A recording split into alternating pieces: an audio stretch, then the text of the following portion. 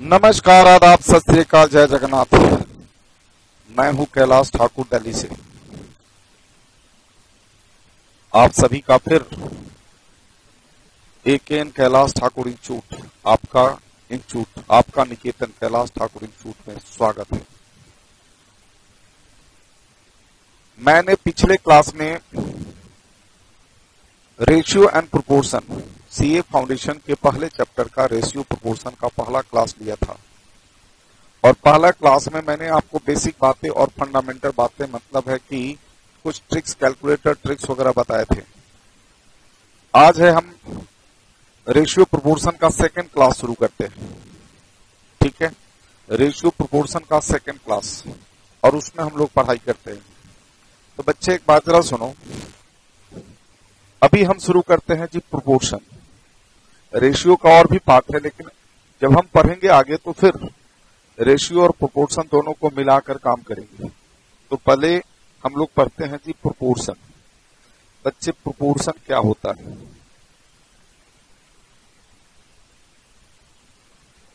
ये lecture number 2 है। Proportion क्या होता है वो जरा देखोगे। हिंदी में बोलते हैं समानुपात। इसका डेफिनेशन है equality of two ratios is called proportion. Is called proportion. Equality of two ratios is called proportion. ठीक है, दो रेशियो लोगे तो प्रोपोर्शन होगा। बच्चे एक बात जरा सुनो, लेट ए अपॉन बी और सी अपॉन डी, ये दो रेशियो को इक्वल कर दिया तो इसको प्रोपोर्शन कहेंगे। बच्चे एक बात जरा ध्यान रखिएगा जी, इसको हम लोग लिखते कैसे हैं? इसको लिखते हैं A:B और इसको हम लिखते हैं इस तरह से C:D। ठीक, इसको कहते हैं फर्स्ट प्रोपोर्शनल, इसको कहते हैं सेकंड प्रोपोर्शनल, इसको कहते हैं थर्ड प्रोपोर्शनल और इसको कहते हैं फोर्थ प्रोपोर्शनल। ठीक है, first proportional, second proportional, third proportional and fourth proportional. अब जरा देखो, इसी के बेसिस पर है जरा हम लोग को काम करना है। जरा इधर ध्यान दीजिएगा जी। A/B इज इक्वल टू है C/D, क्रॉस मल्टीप्लीकेशन करो तो AD इज इक्वल टू क्या हुआ? BC। अब इसी पॉइंट को मैं दूसरे ढंग से बोलूंगा, इतना तो कर लिया, जरा दूसरे पॉइंट ढंग से बोलूंगा जी। इसका मतलब है A:B प्रोपोर्शनल टू C:D। तो हमें रिजल्ट कितना आया बच्चे? First and last, first and fourth, इस दोनों प्रोडक्ट्स, दोनों प्रोपोर्शनल का मल्टीप्लीकेशन इक्वल टू होगा बीच के दोनों प्रोपोर्शन के मल्टीप्लीकेशन के, इसके इक्वल होगा। मतलब अगर हमें चेक करना होगा तो हमें लिखना नहीं पड़े, कम से कम लिखना पड़े, इसकी बात का ध्यान रखना है। फर्स्ट को फोर्थ से, सेकंड को थर्ड से मल्टीप्लाई करो तो दोनों के दोनों इक्वल होना चाहिए। अगर इक्वल है तो प्रोपोर्शन में नहीं है, अगर नहीं इक्वल है तो प्रोपोर्शन में नहीं है। इसके बेसिस पर भी क्वेश्चन पेपर में आया हुआ है, इसके बेसिस पर भी क्वेश्चन पेपर में आया हुआ है। मैं आपको दिखाता हूं कि पेपर में क्वेश्चन कैसे आया हुआ है। जरा इधर ध्यान से देखिएगा जी। क्वेश्चन आया हुआ है, ये टाइप 2 हमारे किताब का प्रोपोर्शन का ही है। बच्चे एक बात जरा सुनो, ये क्वेश्चन में लिखता है कि which of the numbers are not in proportions, कौन प्रोपोर्शन में नहीं है। तो हमें लिखना नहीं है, ये लिखेंगे तब तो फिर लिखने में तो जो जितना हम टाइम बचा सकते हैं बचा ले, हमारे लिए फायदा होगा। अगर जितना हम ज्यादा लिखेंगे हमारे लिए स्पीड उतना ही कम होगी, तो इसलिए हमें कम से कम लिखना है। बच्चे एक बात जरा सुनो, यहाँ पर टाइप 2 है, क्वेश्चन नंबर 1 है। यहाँ कहता है कौन प्रोपोर्शन में नहीं है, तो जीबीसी से हम आंसर निकालेंगे। इसका आंसर हम जीबीसी से निकालेंगे। ऑप्शन ए में लिखा हुआ है बच्चे 6, 8, 5, 7, ये हमारे ऑप्शन में लिखा हुआ है। तो बच्चे एक बात जरा सुनो, ये फर्स्ट प्रोपोर्शनल, ये सेकंड, ये थर्ड, ये फोर्थ है। अगर ए प्रोपोर्शन में है तो फर्स्ट एंड लास्ट का मल्टीप्लीकेशन सेकेंड एंड थर्ड के मल्टीप्लीकेशन के इक्वल होना चाहिए। तो 6 इंटू 7 42, 8 इंटू 5 40। क्या ये दोनों इक्वल है? इक्वल नहीं। ये हम क्यों लिखते हैं? नहीं लिखेंगे, हमें यहीं पर काम हो जाता। फर्स्ट इंटू लास्ट 6 7 जा 42 और 8 5 जा 40, दोनों के दोनों इक्वल नहीं है, इसलिए ऑप्शन ए करेंगे। ऑप्शन ए हमारा प्रोपोर्शन में नहीं है, तो रिमेनिंग जितने भी ऑप्शंस होंगे they must be in proportional. ठीक है, वो सभी प्रोपोर्शनल में होंगे। आपको जांच करना है तो आप कर लीजिए। 7 इंटू 12 और 14 इंटू 6 करके देखिए। 7 इंटू 12, ये देखो 7 इंटू 12 कितना आया? 84। ठीक है, और 14 इंटू 6 ये देखिएगा 14 इंटू 6 ये भी 84। तो इसका मतलब प्रोपोर्शन में है। इसी तरह से थर्ड ऑप्शन और फोर्थ ऑप्शन को भी टेस्ट करेंगे तो they will be in proportion. हो गया जी। अब जरा देखोगे, एक तो हो गया, पूछ दिया कि भाई कौन प्रोपोर्शन में नहीं है। और भी क्वेश्चन जो पेपर में आए हैं, और बहुत सारे क्वेश्चन आए हैं पेपर में, लेकिन वह क्वेश्चन उस टाइप का क्वेश्चन आपके सीए इंस्टीट्यूट की किताब में नहीं है। ठीक है, नहीं है, तो बच्चों वैसे क्वेश्चन को करना पड़ेगा और कंसेप्ट हमारा क्लियर रहना चाहिए। इस कंसेप्ट से रिलेटेड जो भी क्वेश्चन है पहले उसको करते हैं, उसके बाद फिर हम अगले कंसेप्ट पर काम करेंगे। बच्चे सबसे पहले है इस कंसेप्ट पर जो क्वेश्चन है उसको हम लोग करते हैं। जरा देखिएगा, कहता है कि फोर्थ प्रोपोर्शनल हमें बता दीजिए। तो बच्चे क्वेश्चन नंबर 2 में यहां पर मैं लिख देता हूं, ये 3 है, 7 है, 15 है, और फोर्थ हमें मालूम नहीं है, मान लिया x है। फोर्थ हमें मालूम नहीं है, हमने x मान लिया। तो जरा एक बात बताओ, फर्स्ट एंड लास्ट का मल्टीप्लीकेशन मिडिल 2 के मल्टीप्लीकेशन के इक्वल होगा। ठीक है, मतलब यह हुआ कि 3 into X is equal to 7 into 15। ठीक है, 7 इंटू 15। तो बच्चे x इज इक्वल टू क्या होगा? 7 इंटू 15 डिवाइडेड बाई 3। 3 से कट कर दोगे 5, 7 5 जा 35। तो ये हमारा आंसर हो गया 35। 35 विल बी द आंसर। लेकिन बच्चे इसी क्वेश्चन को हम लोग दूसरे ढंग से बोल सकते हैं। कैसे? वो जरा देख लो, दूसरे तरीका से। जो इजी वे में हो जाए वैसे सोच लो। कोई जरूरी नहीं है कि जो बता रहा हूं उसी तरह से हर जगह यूज हो, लेकिन जहां हो सकता है कर लो। देखो, फर्स्ट का कंपैरिजन आप थर्ड से कर लो। थर्ड फर्स्ट का कितना टाइम्स है? तो 5 टाइम्स है। तो 7 का 5 टाइम्स हमारा फोर्थ टर्म होगा। तो 7 5 जा 35। तो ये हो गया हमारा आंसर। ठीक, अच्छा दूसरा तरीका जरा देखो, दूसरी वाला बात है। अगर हमें फोर्थ निकालना है तो बीच वाले दोनों को मल्टीप्लाई करके इससे डिवाइड कर दोगे तो फोर्थ आ जाएगा। अगर हमें फोर्थ दिया हुआ है, फर्स्ट निकालना है, तो बीच वाले दोनों को मल्टीप्लाई करोगे और फोर्थ से डिवाइड करोगे तो हमें फर्स्ट मिल जाएगा। अब जरा देखिएगा, बीच का 2 और फर्स्ट एंड लास्ट, इसी की ध्यान रखनी है। फिर उसके बाद जरा सोचिए, कैलकुलेटर से हमें काम करना है, लिखना कम से कम है। अच्छा एक बात जरा सुनो, अगर हमें यह दिया हुआ हो, ए दिया हुआ हो, और इस दोनों में से कोई एक नहीं दिया हुआ हो, तब क्या करेंगे? तो बच्चे फर्स्ट मल्टीप्लाई करो और इससे डिवाइड कर दोगे तो ए आ जाएगा, और इससे डिवाइड करोगे तो ये वाला वैल्यू आ जाएगा। ठीक है, आप करके देख सकते हैं। आप कुछ भी लिखने की जरूरत नहीं पड़ेगी, आपको कुछ भी लिखने की जरूरत नहीं पड़ेगी, कैलकुलेटर पर हमारा आंसर आ जाएगा। आप जरा देखिएगा जी, सुनिए एक बात जरा सुनो। 3 है, 7 है, 15 है और ये 35 है। हमें पता ही लगाना है ना कि कौन क्या है। जैसे सपोज करो, मैंने इसी से काम करके बता रहा हूं जी। जैसे हमें मान लाना है कि 30 थर्ड, तो बच्चे फर्स्ट को फोर्थ से, फर्स्ट और फोर्थ का रिलेशन है, सेकेंड एंड थर्ड का रिलेशन है। तो कैलकुलेटर उठाइए, फर्स्ट एंड फोर्थ को मल्टीप्लाई कर दीजिए।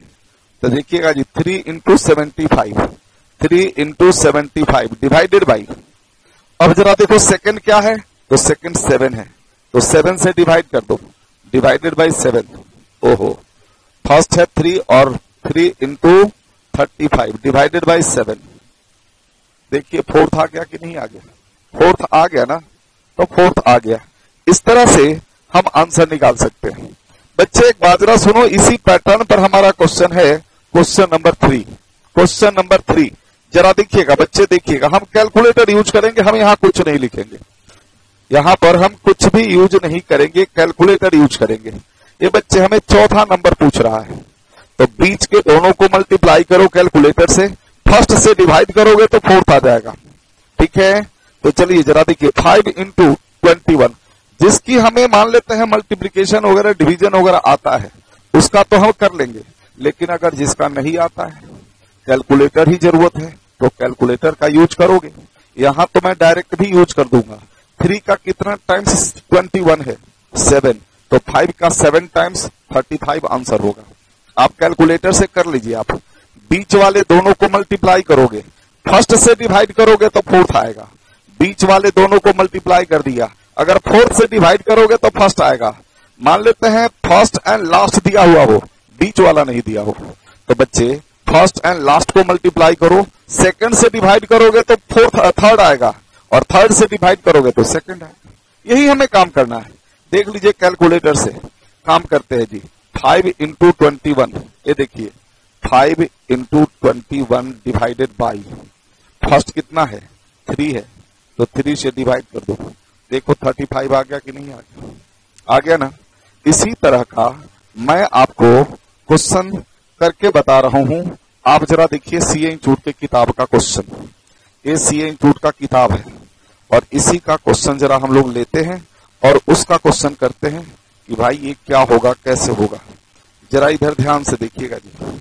यह क्वेश्चन है क्वेश्चन नंबर 23। देख लीजिए जी, क्वेश्चन नंबर 23। ठीक है, क्वेश्चन नंबर 23। ये बच्चे इस क्वेश्चन, ये क्वेश्चन या इस पैटर्न का क्वेश्चन हमारे किताब में नहीं है, लेकिन हम क्वेश्चन छोड़ते नहीं है, टाइप छोड़ते नहीं है। हमारे किताब में हो चाहे नहीं हो, मैं जरूर बताता हूं। देख लो बच्चे, एक बात जरा सुनो, यही काम हमें करना है। हमें थर्ड चाहिए, तो फर्स्ट का 4 से रिलेशन है ना, तो फर्स्ट को 4 से मल्टीप्लाई करो और इससे डिवाइड कर दोगे तो ये आ जाएगा। इसको और इससे मल्टीप्लाई करो, इससे डिवाइड करोगे तो ये आ जाएगा। इसी तरह से इसको मल्टीप्लाई करो, इससे डिवाइड करोगे तो फोर्थ आएगा। इस दोनों को मल्टीप्लाई करोगे और इससे डिवाइड करोगे तो फर्स्ट आएगा। बस यही टेक्निक हमें यूज करनी है, और कैलकुलेटर से हमें लिखने की कुछ जरूरत ही नहीं पड़ेगी। देख लीजिएगा जी, हमें थर्ड निकालना है, तो 12 इंटू 20 बाई 16, एक काम करना है जी कैलकुलेटर से। 12 इंटू 20 डिवाइडेड बाई 16 कितना आया? 15। देखिए जी, ऑप्शन में कहीं 15 है? हाँ जी, ऑप्शन में 15 है। पीछे आपको आंसर दिखा देंगे तो आपको 15 ही मिलेगा। ठीक, चलिए जरा इसी तरह से जरा यहां देखिएगा जी, क्वेश्चन नंबर 24। ये भी क्वेश्चन जरा देख ही लीजिए आप। ये देखिए, फर्स्ट है, सेकंड मालूम नहीं है, थर्ड है और फोर्थ दिया हुआ है। तो फर्स्ट को फोर्थ से मल्टीप्लाई करो, थर्ड से डिवाइड करोगे तो सेकंड आ जाएगा। तो 4 इंटू 13.5 डिवाइडेड बाई 9। ये देखिएगा कैलकुलेटर से काम करना। 4 इंटू 13.5 डिवाइडेड बाई कितना है जी? 9 है, तो divided by 9 is equal to देखिए 6। तो देखिए ऑप्शन ए है, 6 है।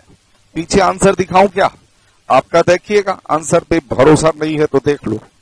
ये एक्सरसाइज 1B है, और 1B का क्वेश्चन नंबर 24 है, और इधर 23 है। 23 का सी आया था और 24 का ए आया था। चेक करते हैं, जरा देखिएगा जी, चेक करते हैं कहाँ है भैया, कहाँ है, चलते हैं जरा चेक करते हैं। ये देखिएगा जी, 1B क्वेश्चन नंबर है 23 एंड 24। ये बच्चे, ये है आपका 1B, exercise 1B, question number है 23। देखिए 23 का आंसर सी है, यहां देख सकते हैं, और 24 का आंसर ए है। इसका मतलब हमारा तरीका ठीक है। हम इस तरह से आंसर निकालेंगे तो हमारा काम कम से कम समय में होगा। बच्चे, हम जितना कम लिखेंगे, कैलकुलेटर ज्यादा यूज करेंगे, हमारा और ज्यादा स्पीड होगा। बच्चे एक बात जरा सुनिए, इधर ध्यान दे देना जी। ये तो मैंने आपको बता दिया इस तरह वाला क्वेश्चन, और बच्चे हमारे सीए इंस्टीट्यूट की किताब में 23, 24 ये 2 क्वेश्चन था, दोनों बता दिया उस पैटर्न का। अब आगे देखते हैं आगे पैटर्न का क्या क्या है। जरा बच्चे एक बात जरा सुनो, हमारे किताब में जरा देखिए वो क्वेश्चन है। यह तो था हमारे पास नंबर था तो हमने कैलकुलेटर यूज कर लिया, और जब नंबर ही ना हो तो नंबर नहीं रहेगा तो क्या करोगे? नंबर नहीं रहेगा तो हमारे लिए परेशानी होगा, तो इसलिए हमें लिखना पड़ेगा। चलिए जी, हम लोग कम से कम लिखने की कोशिश करेंगे। बच्चे 4 में देखिएगा जी, ये पहला है, ये सेकंड प्रोपोर्शन है, ये थर्ड प्रोपोर्शन है, और ये लास्ट फोर्थ प्रोपोर्शन पूछ रहा है क्या होगा। मान लेते हैं के होगा। तो अभी अभी जरा बताओ मुझे, हमें ये सब लिखने की जरूरत क्या है यार? हम ऐसे डायरेक्ट लिख सकते थे। क्या लिखेंगे कि बीच वाले दोनों का मल्टीप्लीकेशन में, मतलब 2x इंटू एक्स प्लस 1 में फर्स्ट वाले से डिवाइड करिएगा तो फोर्थ आ जाएगा। बीच वाले दोनों के प्रोडक्ट में फोर्थ से डिवाइड करेंगे तो फर्स्ट आएगा। बस ये हमें टेक्निक लगाना है, हमें लिखने की कम से कम लिखना है। एक बात ध्यान रखना, x से x कैंसिल हो गया, इस 2 से दोनों को मल्टीप्लाई करो तो 2 इंटू एक्स 2x प्लस 2, तो आंसर हो गया जी 2x प्लस 2। समझ में आ गया होगा जी, मैं उम्मीद करता हूं कि समझ में आ गया होगा। ये बच्चे प्रोपोर्शन से रिलेटेड इस तरह का कोई भी क्वेश्चन आएगा तो आपको करना है, ठीक है, आपको कर लेना है। अच्छा बच्चे, एक बात जरा सुनिएगा जी, इस तरह का एक क्वेश्चन है जो दिसंबर 2017 में आया हुआ क्वेश्चन है, जरा उसको जरा देखिएगा जी। दिसंबर 2017 में आया हुआ क्वेश्चन, ये देखिएगा जी, 15 नंबर क्वेश्चन। 15 नंबर क्वेश्चन है, दिसंबर 2017 में आया हुआ है। कहता है ए दिया हुआ है तो कहता है एक्स की वैल्यू बताओ। हमें एक बात याद रखना, मैंने आपको पहले ही बताया कि हमें कम से कम लिखना है और कम से कम लिखकर हमें आंसर का पता लगाना है। तो बच्चे एक बात जरा सुनिएगा जी, तभी हमारा स्पीड बना रहेगा। 15 नंबर क्वेश्चन बच्चे, फर्स्ट है ये फोर्थ है, तो फर्स्ट एंड फोर्थ का multiplication first second and third के मल्टीप्लीकेशन के इक्वल होगा। तो 1/2 को 1/x से मल्टीप्लाई करोगे तो 1 इंटू 1 1 हो गया और 2 इंटू एक्स 2x हो गया, इक्वल टू 1 बीच वाला दोनों को मल्टीप्लाई करो, 1 इंटू 1 1 हो गया और 3 इंटू 5 15 हो गया, 3 इंटू 5 15 हो गया। ये बच्चे 2x इक्वल टू कितना हुआ? ए भी न्यूमरेटर दोनों सेम है, तो 2x तो 15 के इक्वल हुआ ना, तो x इक्वल टू कितना हुआ जी? 15/2। तो x इज इक्वल टू हो गया 15/2।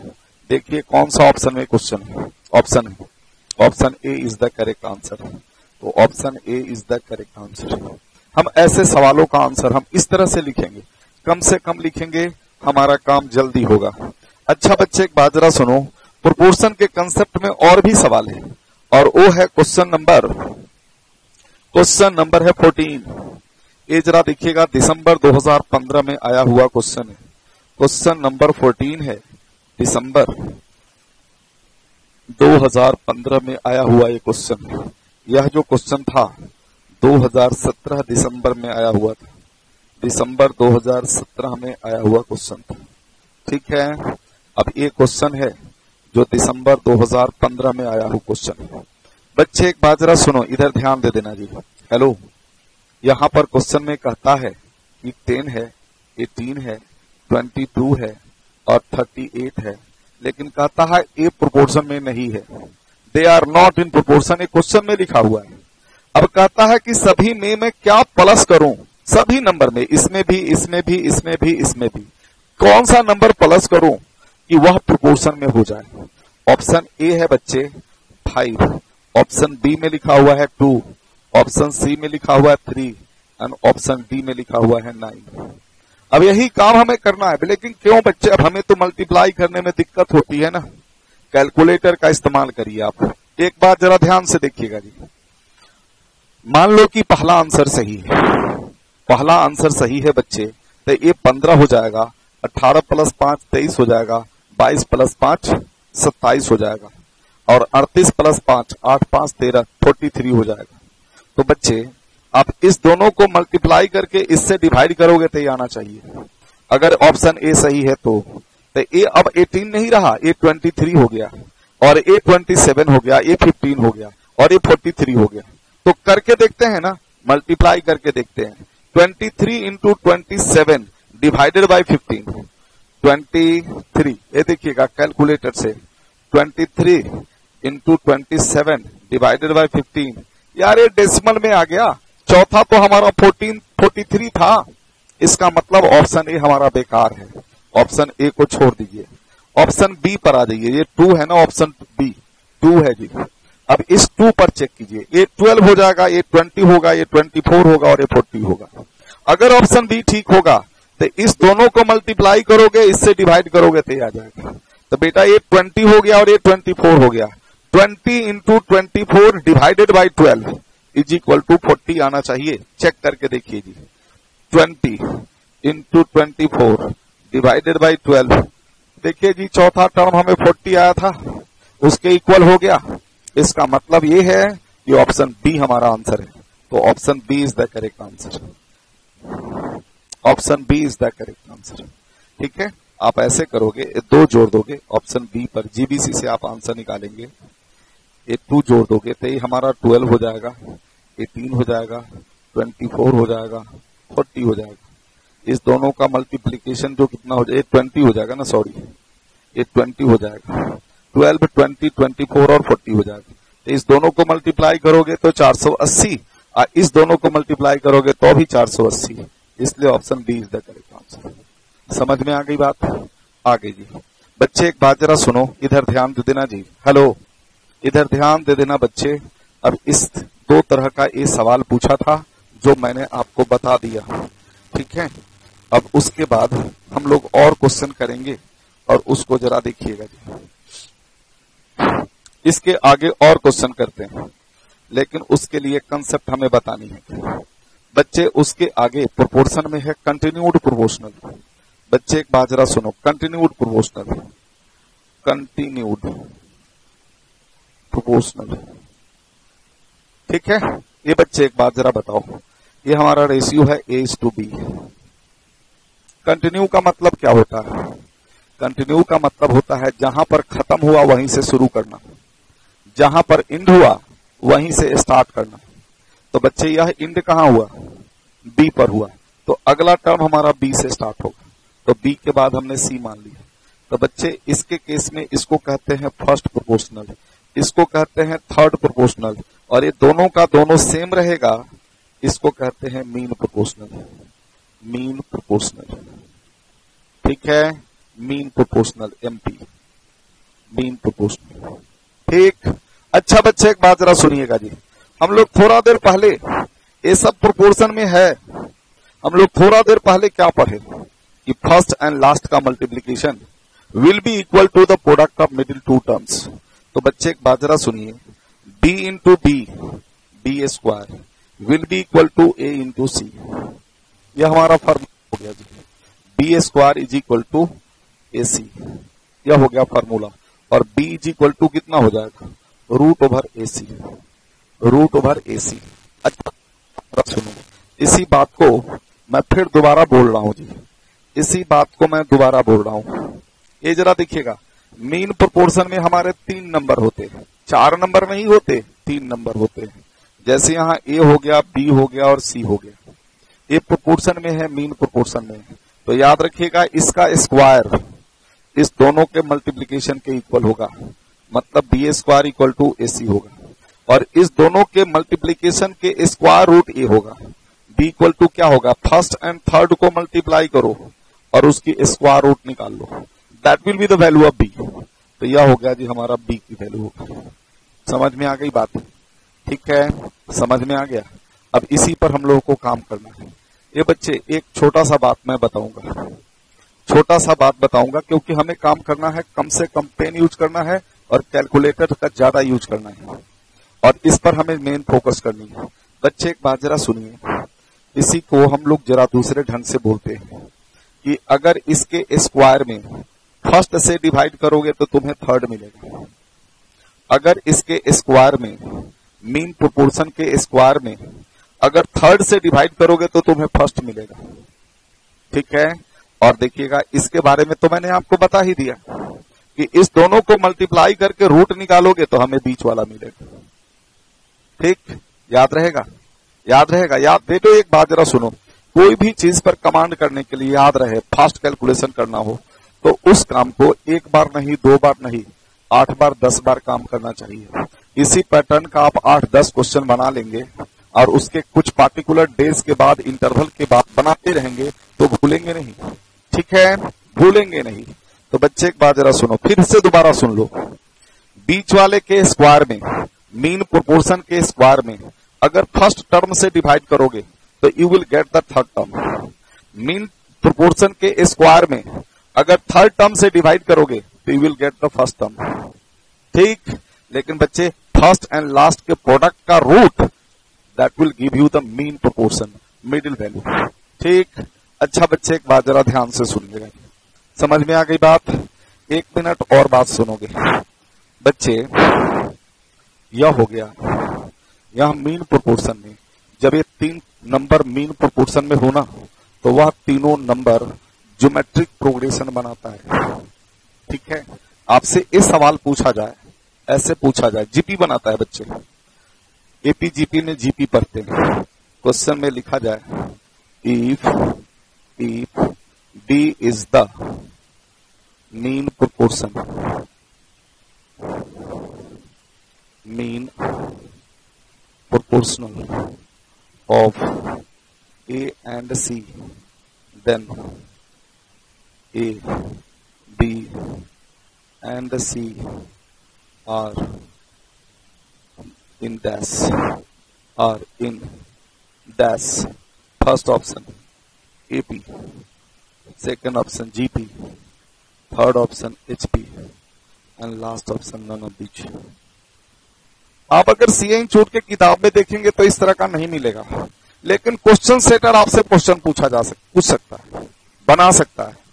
मीन प्रोपोर्शन बेटा, आप जब हम एपी जीपी में जीपी पढ़ेंगे तो ज्योमेट्रिक मीन की फार्मूला में यही फार्मूला लगाई जाती है, यही फार्मूला लगाई जाती है। अब इसी में अगर मान लेते हैं ज्योमेट्रिक मीन की बात अगर एंट्री कर दिया, इन कर दिया, तो आप कंफ्यूज हो जाओगे, कहोगे कि ये तो हमने पढ़ा ही नहीं था। यार पढ़ा नहीं था, क्या नहीं पढ़ा था, यही चीज तो पढ़ा रहे हम, ठीक है। तो बच्चे यहां पर क्या आंसर लिखेंगे? ज्योमेट्रिक प्रोग्रेशन जीपी, ठीक है।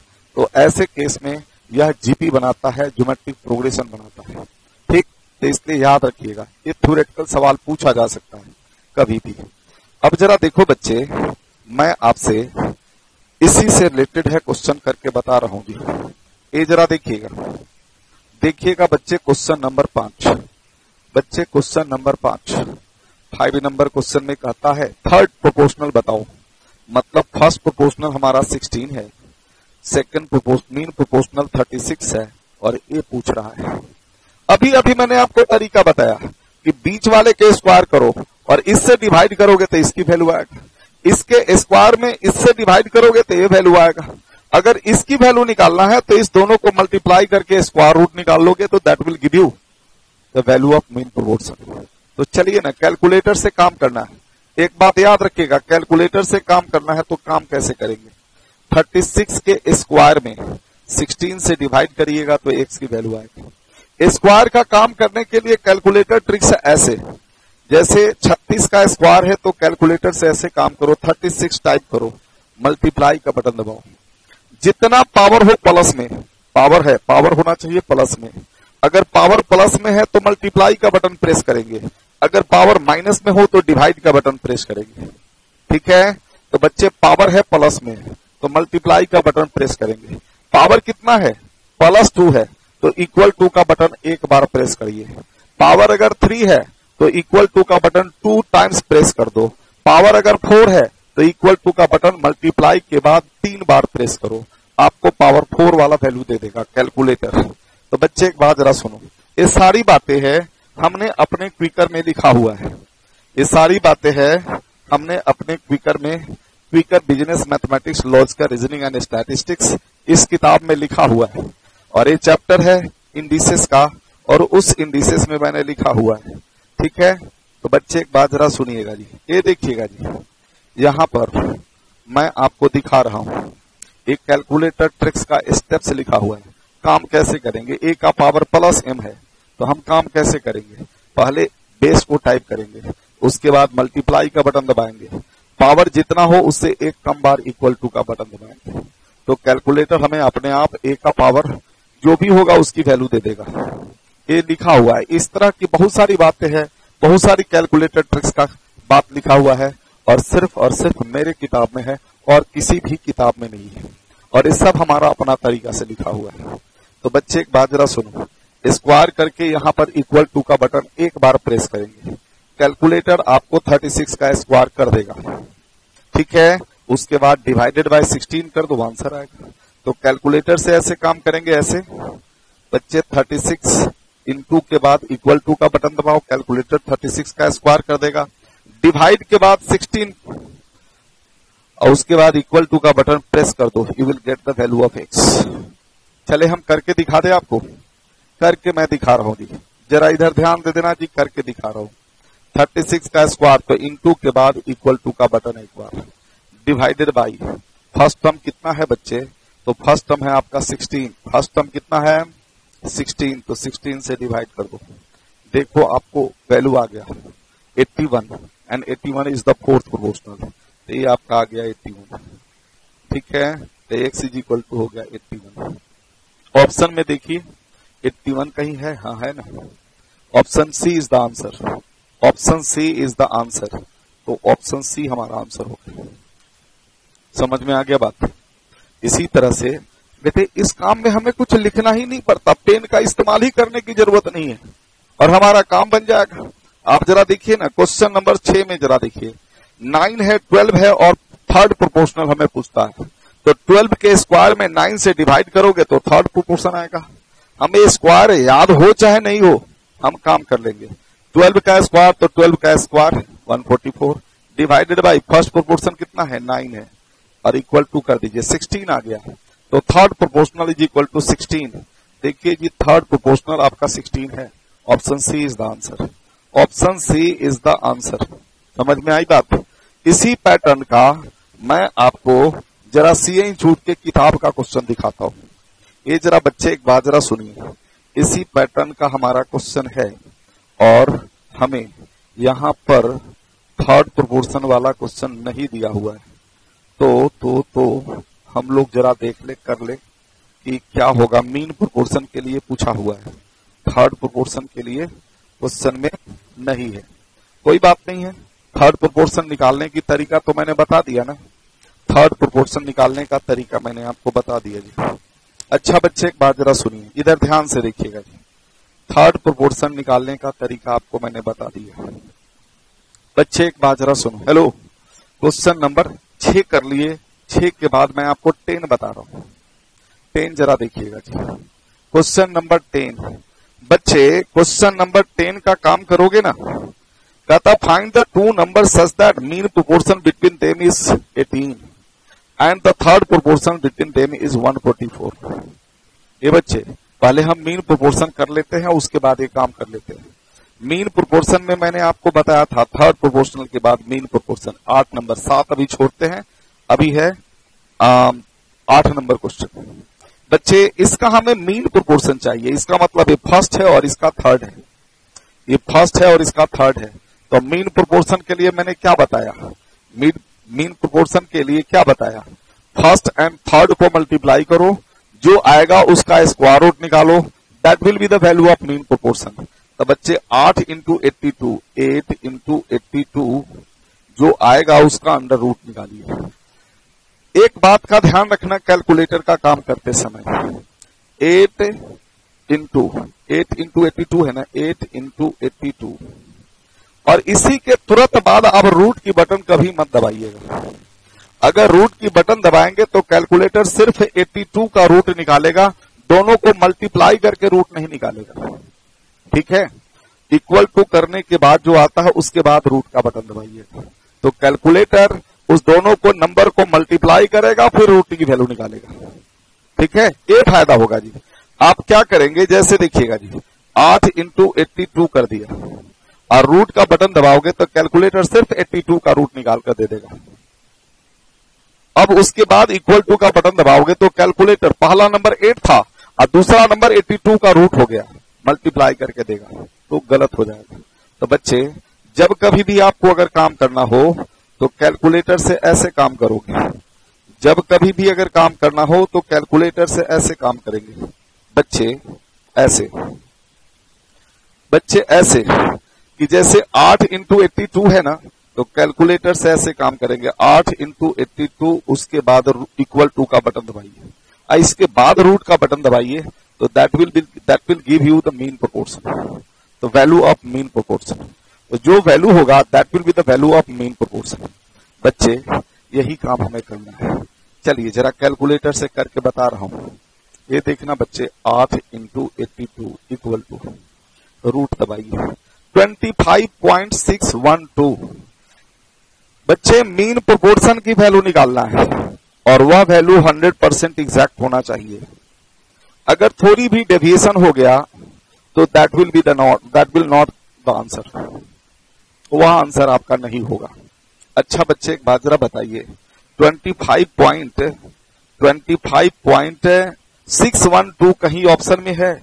न ऑप्शन ए में है, न बी में है, न सी में है, कहीं भी नहीं है। राउंड अप करके बी मत कर देना, गलत हो जाएगा। एग्जैक्ट वैल्यू लेना है आपको। तो ऑप्शन, तो आंसर लिखोगे नन ऑफ दीज। इसकी आंसर क्या होगा? None of these. इसी तरह से क्वेश्चन नंबर 9 का हमें मीन प्रोपोर्शन निकालना है। बच्चे एक बात जरा बताओ, मीन प्रोपोर्शन निकालना है तो रूल क्या बताया है? पहला और तीसरा, बीच वाला मालूम नहीं है, पहला तीसरा को मल्टीप्लाई करो कैलकुलेटर से और रूट निकाल लो, जो आएगा वो आंसर। तो बच्चे 7 इंटू 28 इक्वल टू का बटन दबाओगे, उसके बाद रूट का बटन दबाओगे। क्वेश्चन नंबर है 9 नंबर क्वेश्चन। इसकी मीन प्रोपोर्शन अगर हमें निकालनी है तो बच्चे mean proportion is equal to, यहां पर 7 इंटू 28, तो क्या करोगे 7 इंटू 28 ऐसे करोगे, 7 इंटू 28 इक्वल टू, उसके बाद रूट की बटन दबाओगे, तो जो आएगा that will be the value of mean proportion. तो बच्चे एक बात जरा सुनिए, यहां देखिएगा, यहां जरा देखिएगा बच्चे, 7 इंटू 28 इक्वल टू दबा दीजिए और उसके बाद रूट का बटन दबाइए। आंसर कितना आया? 14। चेक करो ना, ऑप्शन में कहीं 14 है? सर चेक करते हैं, ऑप्शन में कहीं 14 है? हाँ है ना, option C is the answer, option C is the answer. लेकिन बेटे दिसंबर 2012 में ये क्वेश्चन आया था। क्वेश्चन नंबर 10 के बारे में अब आ गए हैं। क्वेश्चन नंबर 10 पर आ जाइए बच्चे, क्वेश्चन नंबर 10 पर आ जाइए। बहुत सारे बच्चों ने करना शुरू किया, ए और बी मानकर चलते थे, काम करते थे, बहुत समय लगता था, काम करने में बहुत ज्यादा टाइम लगता था। बच्चे उस तरीका को यूज करोगे, डिटेल में बनाओगे तो इस क्वेश्चन को करने में कम से कम 5 मिनट टाइम लगेगा। और 5 मिनट करने का मतलब है हमारा 5 क्वेश्चन छूट जाना, 1 मार्क्स मिलेगा और 5 मार्क्स हमारा लॉस हो जाएगा, तो ओवरऑल -4 हमारा निगेटिव हो गया जी, फायदा का काम नहीं है। तो इसलिए हम गो बाई चॉइसेस करेंगे। इसका आंसर हम करेंगे गो बाई चॉइसेस, GBC से। बच्चे मान लो कि पहला आंसर सही है, 9 और 36, ये आंसर है, ये आंसर है। क्वेश्चन कहता है 2 नंबर बताओ जिसका मीन प्रोपोर्शन 18 हो। तो भैया इसी 4 ऑप्शन में से ना कोई एक आंसर होगा। ऑप्शन ए आंसर होगा तो 936 होगा। तो भाई अगर ए होगा तो इस दोनों नंबर का मीन प्रोपोर्शन निकालोगे तो 18 आएगा, लेकिन अगर थर्ड प्रोपोर्शन निकालोगे तो 144 आएगा। अभी अभी दोनों जो कंसेप्ट बताया है आप उस कंसेप्ट का इस्तेमाल करिए, उस कंसेप्ट का इस्तेमाल करिए, देखिए आपका रिजल्ट क्या आता है। ये बच्चे मान लिया कि पहला आंसर सही है, ए हमारा आंसर सही है, option A is the correct answer. तो इसकी मीन प्रोपोर्शन क्या होगी बच्चे? इस 9 और 36 को मल्टीप्लाई करके इक्वल टू करोगे, रूट निकालोगे, तो देखो ना इसकी वैल्यू कितना आता है। 9 इंटू 36, चेक करिए जी, 9 इंटू 36 इक्वल टू रूट निकालिए, 18 आया, 18 आया। यह हमें वही वैल्यू आया जो हमारे क्वेश्चन में दिया हुआ है। इसका मतलब हमें लगता है कि ऑप्शन ए ठीक होगा। ऑप्शन ए को हमने ले लिया और चेक किया तो हमें मीन प्रोपोर्शन 18 आ गया। इसका मतलब ऑप्शन ए हमारा आंसर होना चाहिए। लेकिन अभी आप टिक मत लगा दीजिए, हमारे पास एक कंडीशन और है, कहता है थर्ड प्रोपोर्शन 144 होगा। बेटा थर्ड प्रोपोर्शन, ये थर्ड प्रोपोर्शन हमें मालूम नहीं है। अभी अभी थोड़ा देर पहले कैलकुलेटर ट्रिक्स बताया आपको कि बीच वाले के स्क्वायर में फर्स्ट से डिवाइड करोगे तो थर्ड आ जाएगा, बीच के स्क्वायर में थर्ड से डिवाइड करोगे तो फर्स्ट आ जाएगा। कैलकुलेटर से अभी अभी आपको बताया, करके देखिए ना क्या आता है। जरा एक बात बताइए मुझे, 36 का स्क्वायर इंटू इक्वल टू 36 का स्क्वायर हो गया, फर्स्ट नंबर क्या है ऑप्शन में? 9 है, तो डिवाइडेड बाय 9 कर दो। देखो कितना आया? 144। देखिए ना जी, 144 हमारे क्वेश्चन में है, इसलिए हमारा क्या हो गया आंसर? ऑप्शन ए ठीक हो गया। Option A is the correct answer. Third proportional is equal to, बच्चे 36 के स्क्वायर में 9 से डिवाइड करते हैं तो 144 आ जाता है। ये दोनों के दोनों ट्रू है, इसलिए option A is the correct answer. इसमें यार हमें कहाँ लिखना कुछ पड़ा? हमें कुछ लिखना पड़ा नहीं ना, तो नहीं लिखना पड़ा। कैलकुलेटर से हम लोगों ने काम कर लिया, ठीक, कैलकुलेटर से हमने काम कर लिया। इसमें हमें अलजेब्रा से हम फ्री हो गए। अलजेब्रा लगाते तब हमारा दिमाग और खराब होता, अलजेब्रा लगाते तो दिमाग और ज्यादा गर्म होता। हमें उसको करने की जरूरत नहीं पड़ी और हमारा आंसर आ गया। चलिए बच्चे एक बात जरा सुनिए, मैंने क्वेश्चन नंबर 10 बता दिया जी। क्वेश्चन नंबर है 12। बच्चे क्वेश्चन नंबर 12 देखिए जी, हर बार क्वेश्चन टफ ही नहीं आता, बहुत आसान भी आता है। ये देखो क्वेश्चन नंबर 12 है, ये पेपर में आया हुआ है जून 2013 में। जून 2013 में क्वेश्चन आया हुआ, सीए छूट ने क्वेश्चन पूछा हुआ है, इतना आसान भी पूछा हुआ है। तो जरा देखिएगा जी, एक बात बताओ, 24 और 54 है, इसका मुझे मीन प्रोपोर्शन निकालना है, तो दोनों को मल्टीप्लाई करके रूट निकालो, तो 24 इंटू 54, ये देखिए 24 इंटू 54 इक्वल टू पहले दबाएंगे, उसके बाद रूट दबाएंगे। कितना वैल्यू आया? 36 आया। देखिए ना, ऑप्शन में कहीं 36 है बच्चे, ऑप्शन में कहीं 36 है जी, कहाँ है? तो ऑप्शन डी पर है, तो option D is the correct answer. Option D is the correct answer. समझ में आ गई बात है? अच्छा बच्चे एक बात जरा सुनो, एक पॉइंट आपको मैंने बता दिया। अब जरा देखिएगा बच्चे, सबसे जब प्रोपोर्शन में जब देखोगे ना, तो सीए इंस्टीट्यूट ने सबसे ज्यादा इसी टाइप से सवाल पूछा है प्रोपोर्शन में, रेशियो में नहीं, प्रोपोर्शन में सबसे ज्यादा इसी टाइप से क्वेश्चन पूछा है। आपको और टाइप का बात बताऊंगा, लेकिन क्वेश्चन मेनली इसी से आया हुआ है। चलिए जरा एक बात जरा सुनिए, इधर ध्यान से देखिएगा बच्चे। अब हम लोग क्वेश्चन नंबर 7 छोड़ दिया था, क्वेश्चन नंबर 7 बच्चे 7 नंबर क्वेश्चन छोड़ दिया था।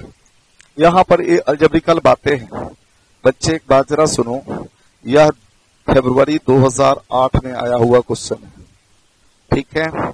कहता है सुनो, थर्ड प्रोपोर्शन, यह फर्स्ट है, यह मीन है, और थर्ड प्रोपोर्शन पूछता है कि बताओ।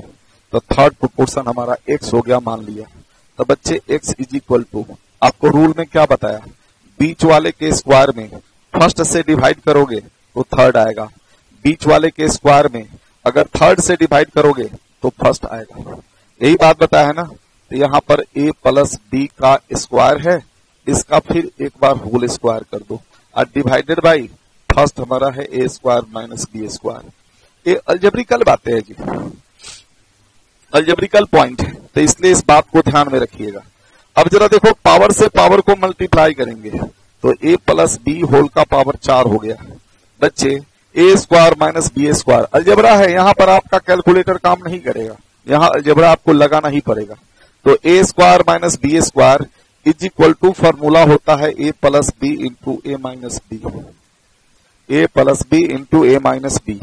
बच्चे अब इसमें इससे डिवाइड कर दो तो क्या आएगा, a प्लस बी का पावर है 4, उसमें से इस पावर को माइनस कर दोगे तो a प्लस बी होल का पावर 4 में से 1 माइनस हो गया 3, लेकिन डिनोमिनेटर में a माइनस बी बच गया, और यही हमारा हो गया आंसर। हम इससे ज्यादा सिंप्लीफाई नहीं कर सकते। देखिए ना जी, कोई ऑप्शन में है, यहां पर देख लीजिए, कोई ऑप्शन में है इसमें, जरा देखो है किसी ऑप्शन में? हाँ है ना, ऑप्शन डी में। तो इसलिए इस क्वेश्चन का आंसर हो गया ऑप्शन डी। ठीक, इस क्वेश्चन का आंसर हो गया ऑप्शन डी। बच्चे मैंने आपको 7 भी बता दिया, 8 भी बता दिया, 9 भी बता दिया, 10 भी बता दिया, 12 भी बता दिया।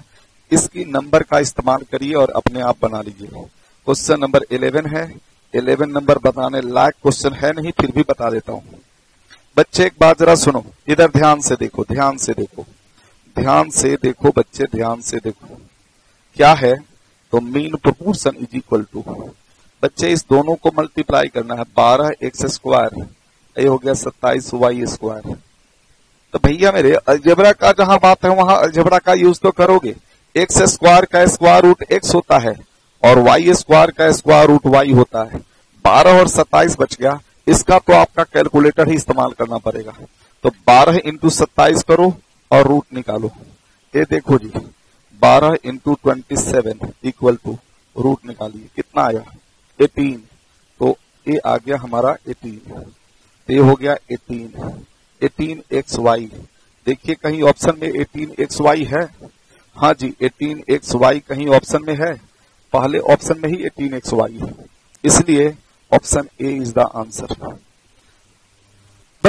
मैंने आपको 11 नंबर भी बता दिया, 12 नंबर भी बता दिया, क्वेश्चन नंबर 15 दो बता दिया, क्वेश्चन नंबर इसका 14 और 15 दोनों बता दिया। एक क्वेश्चन बच गया और वो है 13 नंबर क्वेश्चन, और यह दिसंबर 2015 में आया हुआ क्वेश्चन है।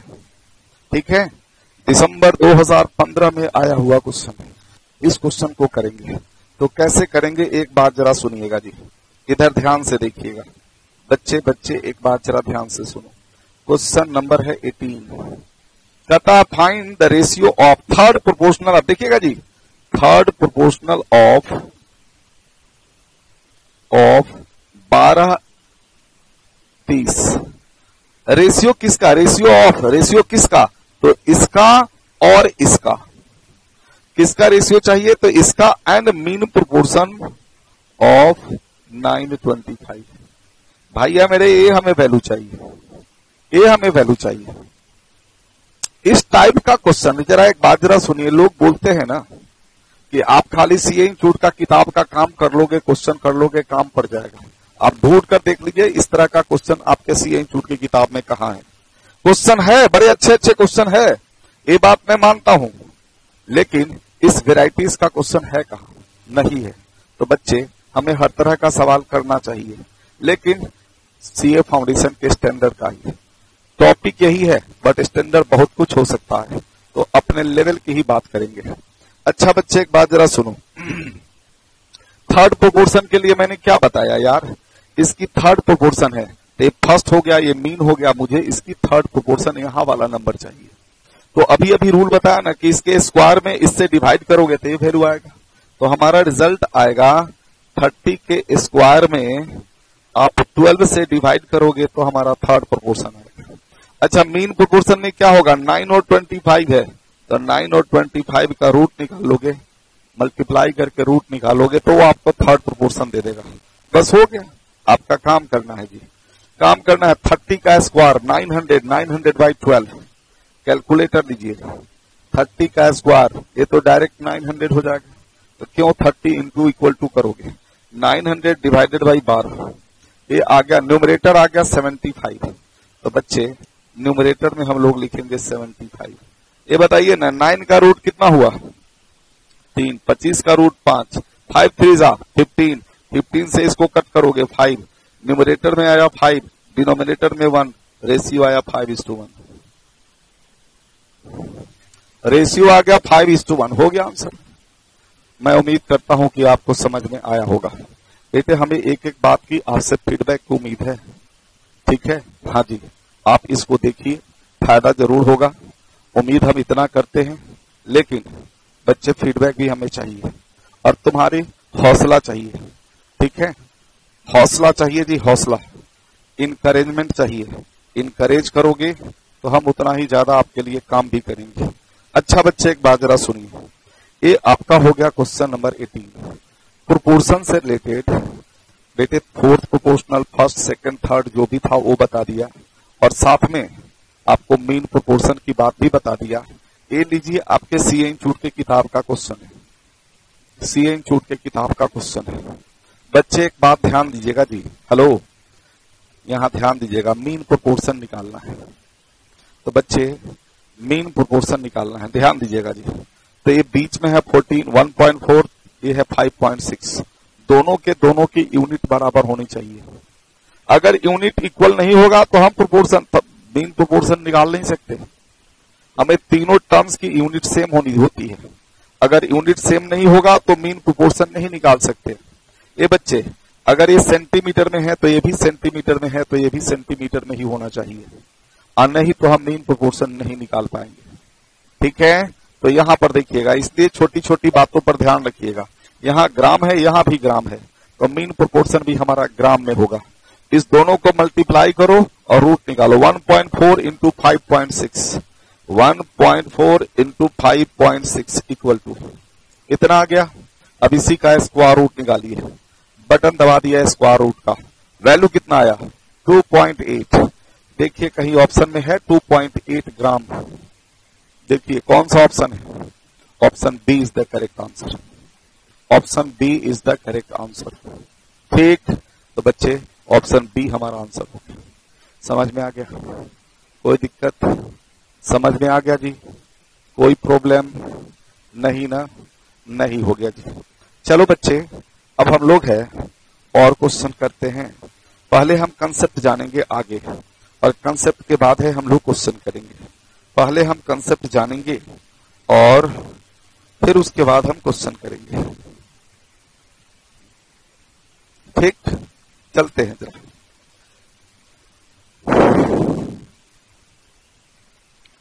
कंसेप्ट में बच्चे है हमें प्रॉपर्टीज जानना है। हमारे किताब में, सीए इंस्टीट्यूट के किताब में प्रॉपर्टीज ऑफ प्रोपोर्शन दिया हुआ है।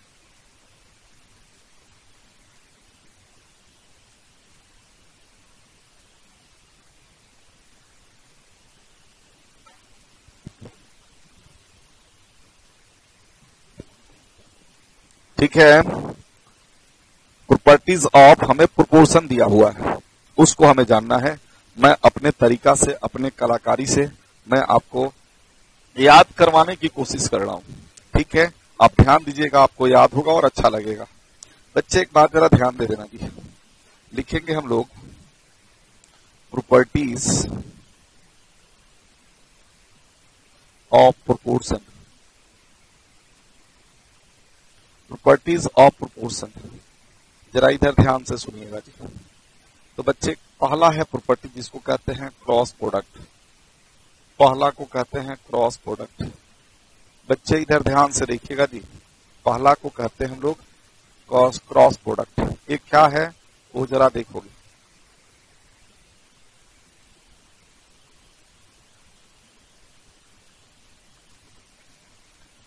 जरा इधर देखो बच्चे,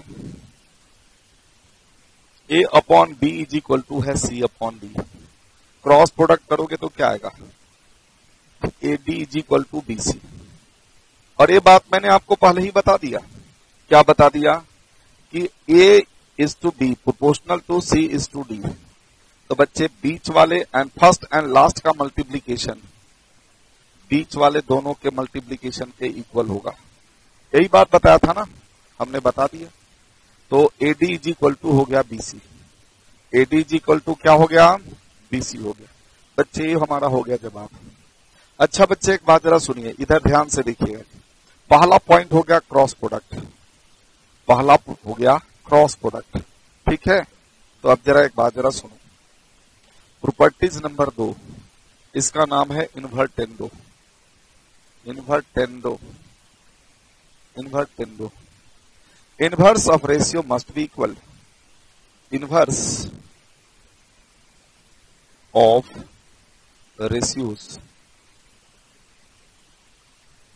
inverse of ratios must be in proportion. भैया मेरे वो प्रोपोर्शन में होगा, जरा देखिएगा जी। Let A is to B proportion to C is to D. तो बच्चे इसमें जो रूल लगाओगे वही रूल इसमें भी लगाओगे। यहां ए इज टू बी है तो इसकी इनवर्स करेंगे, तो इसका इनवर्स करोगे तो इस रेशियो का इनवर्स क्या होगा बच्चे, बी इज टू ए होगा। तो जो रूल आपने इसमें लगाया, सेकंड टर्म को फर्स्ट और फर्स्ट टर्म को सेकंड किया, तो इस रेशियो में भी सेकंड टर्म को फर्स्ट और फर्स्ट को सेकंड करोगे, तो डी इज टू सी। आप करके देखिए, यहां पर A into D is equal to BC होता है, यहां पर भी A into D equal to BC ही होगा। ये देखो ना, फर्स्ट एंड लास्ट का multiplication is BC and middle two terms का मल्टीप्लीकेशन ए डी, ये दोनों इक्वल हुआ कि नहीं हुआ, हुआ ना। इसका मतलब ये है, इस काम को कहते हैं इन्वर्टेंडो। जब हम किसी प्रोपोर्शन के रेशियोज को इन्वर्स कर देते हैं तो उसको इन्वर्टेंडो कहते हैं, और ये इन्वर्टेंडो आपको फॉलो करता है। अच्छा बच्चे एक बात जरा सुनो, पेपर में कभी भी कुछ भी आ सकता है, ये मत समझना कि ये नहीं आएगा, आ सकता है, कुछ भी आ सकता है। ये आपके थ्योरेटिकल बात, ये प्रॉपर्टीज भी आ सकता है, ठीक है। क्वेश्चन सेटर वो ढूंढता है कि जो कभी ना आया हो वो सब सवाल बनाकर दे दे। तो बच्चे एक बात जरा सुनिएगा, प्रॉपर्टीज नंबर हमारा हो गया 2, अब प्रॉपर्टीज नंबर 3 पर आ जाओ। प्रॉपर्टीज नंबर 3 पर बच्चे अल्टरनेंडो, अल्टरनेंडो, ठीक है। अल्टरनेंडो, अल्टरनेट से अल्टरनेंडो बना है जी, अल्टरनेट से क्या बना है, अल्टरनेंडो बना है। ये क्या है बच्चे, तो ratio of alternate terms are in proportion, ratio of alternate terms are in proportion. देखिएगा कैसे, मान लो a by B is equal to है c बाई डी, तो क्रॉस मल्टीप्लीकेशन करोगे तो क्या आएगा, A D is equal to B C आएगा, ठीक है। अब मैं आपको काम करता हूं, इसको यहां पर भेज दे और डी को हम इधर भेज दे इसके नीचे, तो आपका काम हो जाएगा। तो बच्चे एक बात जरा बताइए, A by C is equal to क्या हो गया, बी बाई डी।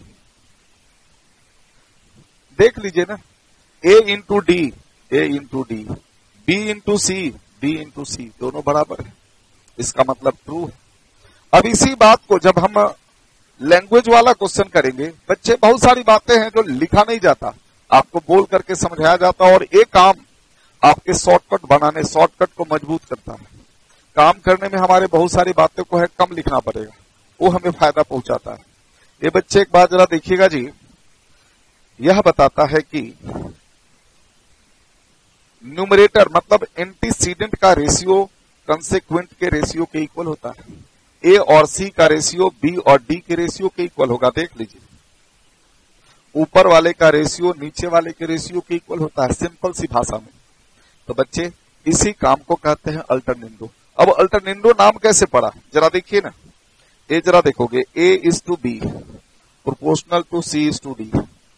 तो देखिएगा अल्टरनेंडो माने ए ले लिया, इसको छोड़ा, यह ले लिया, तो अल्टरनेट टर्म का रेशियो हुआ ना, तो इसलिए ए अपॉन सी हो गया। अगर इसको लेंगे तो इसको छोड़ेंगे, फिर इसको लेंगे, तो यहां पर भी तो अल्टरनेट ही हुआ ना, यह लिया, इसको छोड़ा, ये लिया, तो ये हो गया जी बी अपॉन डी, यह हो गया जी बी अपॉन डी। तो इस काम को कहते हैं अल्टरनेंडो, इसलिए इसका नाम है अल्टरनेंडो। समझ में आ गई बात, मैंने आपको बता दिया जी अल्टरनेंडो। अब जरा देखोगे बच्चे, कंपोनेंडो है और डिविडेंडो है, ये दो बातें हैं, उसको जरा देखते हैं। बच्चे एक बात जरा सुनिए, कंपोनेंडो एंड डिविडेंडो, 5वां नंबर, कंपोनेंडो डिविडेंडो। कंपोनेंडो माने कंबाइन करना, डिविडेंडो माने यहां पर माइनस करना। एक बात जरा सुन लीजिए, कंपोनेंडो एंड डिविडेंडो, जरा देखिएगा बच्चे।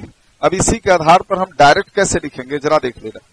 Late A upon B is equal to C upon D, let A upon B is equal to C upon D, ऐसे हमने लिख दिया जी। अच्छा बच्चे एक बात जरा बताइए मुझे, ऐसे हमने लिख दिया, तो अब जरा मुझे बताओ कंपोनेंडो माने इस दोनों को पहले कंबाइन करो, तो इधर भी कंबाइन करना होगा, डिनोमिनेटर को कुछ नहीं करना है जी, यहां पर लाइन डाल दीजिए, इक्वल टू डाल दीजिए, हो गया। इसी काम को कहते हैं कंपोनेंडो। आप इसी तरह से यहां पर जरा देखिएगा, ए माइनस बी, तो इधर क्या करेंगे, सी माइनस डी, इसमें से इसको माइनस करो, इसमें से इसको माइनस करो, लिख दिया। डिनोमिनेटर में जो है उसको रहने देंगे, यहां पर इक्वल टू का साइन डाल दीजिए, हो गया। इसी काम को कहते हैं डिविडेंडो, इसको कहते हैं कंपोनेंडो, इसको कहते हैं डिविडेंडो। समझ में आ गया जी, क्लियर। एक कंपोनेंडो हो गया, ये डिविडेंडो हो गया। बच्चे ये बनता कैसे है, अब ये सवाल पूछेंगे कि सर ये कैसे हो गया, तो कैसे हो गया, तो ऐसे हो गया। बच्चे एक बात जरा सुनिएगा जी। बच्चे हम क्या कर सकते हैं, दोनों रेशियो है, ये दोनों के दोनों इक्वल है। ठीक, मैं वैसे ना याद करने के टोन में मैंने ऐसे आपको बता दिया, बनती कैसे है वो अब बता रहा हूं। जरा बच्चे एक बात जरा सुनो कि a upon B is equal to है c अपॉन डी। यहां a upon B is equal to है c अपॉन डी। यह दोनों रेशियो इक्वल है। अगर मैं दोनों इस साइड में 1 ऐड करूंगा तो इधर भी मुझे 1 ऐड करना होगा, तभी ये दोनों का दोनों टर्म इक्वल रहेगा। इधर अगर -1 करोगे तो इधर भी -1 करना होगा, तभी दोनों के दोनों टर्म इक्वल होगा।